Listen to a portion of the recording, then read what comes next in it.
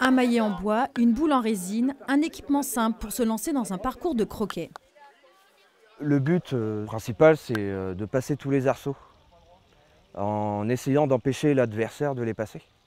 Ce qui peut nous faire permettre de gagner des coups en plus. Les équipes de 2 frappeurs déstabilisent leurs adversaires en poussant leurs balles loin des arceaux. Tu viens à moi, tu me touches, après tu vas t'aider avec leur boule. Pas aussi simple qu'un jeu d'enfant. Dommage. Le croquet, sport de stratégie, demande beaucoup de concentration. C'est un peu le jeu de billard avec les échecs. Parce qu'il faut prévoir 1, 2 coups, voire 3 coups à l'avance. Il faut être précis. De chaque côté de la boule, il y a à peu près 3 mm, je dirais, pour que la boule passe dans l'arceau. Descendant du jeu de mailles joué dans les campagnes françaises au Moyen-Âge, le croquet est le premier sport mixte invité aux Jeux Olympiques en 1900. Après la guerre, un Japonais l'adapte pour attirer les jeunes.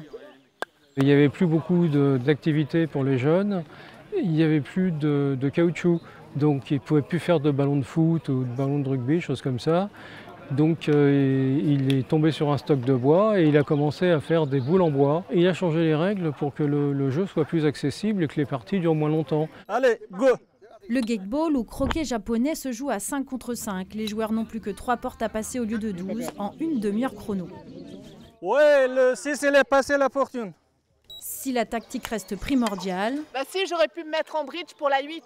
le matériel utilisé plus léger rend l'activité plus accessible. C'est un sport hyper inclusif.